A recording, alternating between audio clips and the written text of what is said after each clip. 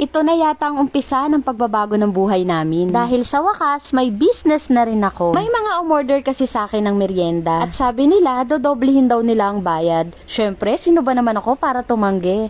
Tara, luto tayo. Sa isang kawali, maglagay tayo ng 3 cups ng gata, 300 ml ng ube condensed milk, haluing mabuti at maglagay ng 1.5 cup ng brown sugar. Siguraduhin lang natin na matunaw ang nilagay na brown sugar at hayaan ito na kumulo. Once na kumukulo na, ilagay na ang sinaing na malagkit. Tuloy-tuloy lang sa paghalo hanggang sa makoat na lahat ng ating malagkit. Dapat maging ganito na ang itsura niyan. Takpan lang natin ito ng mga 5 minuto para mas mainin pa ang ating ube biko. After 5 minutes ay maglalagay ako dito ng langis galing sa pinaglutuan ko ng latik. Kung wala kayo niyan ay pwede kayong maglagay ng konting butter or margarine. Tuloy-tuloy lang sa paghalo at dapat maging ganito yung consistency ng ating niluluto. Ayan, luto na yan at iset aside muna natin. Habang pinapalamig ko ang aking nilutong ube biko ay i-ready ko naman yung iba ko pang mga kailangan. Familiar siguro sa inyo itong ginagawa ko. Ang kaibahan lang neto sa ube malagkit turon ay ito naman ay ube biko turon. Anong pagkakaiba? Pangalan, char. Pero seryoso, ang pagkakaiba po neto ay yung paraan ng pagluluto ng ibabalot natin sa wrapper. Matapos kong balutin lahat ay ipiprito ko naman na ito. And after 10 years, luto na ang ating ube biko turon. Isa pa pala ang pagkakaiba neto ay ang paraan ng paggawa ko ng sauce. Sa isang kawali, maglagay tayo ng 1 cup ng ube condensed milk, 3/4 cup ng all-purpose cream, haluin ng bongga at maglagay tayo ng konting asin. Nag-dissolve pala ako ng 1 kutsarang cornstarch at 2 kutsarang tubig.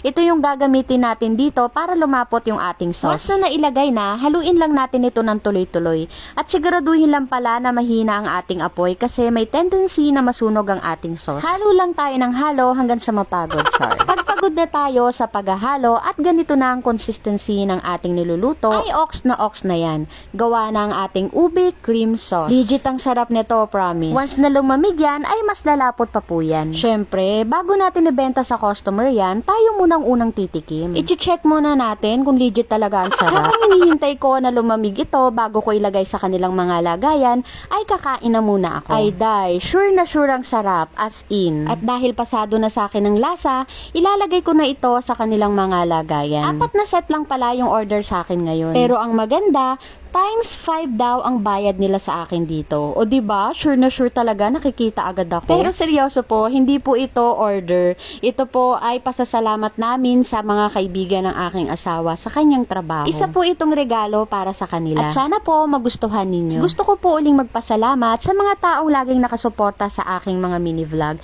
Thank you so much po. Para kompleto, sasamahan ko na rin ito ng ube cream sauce. At naglagay din pala ako dito ng thank you sticker. O diba, feeling na nagbi-business lang. Yun lang po, salamat!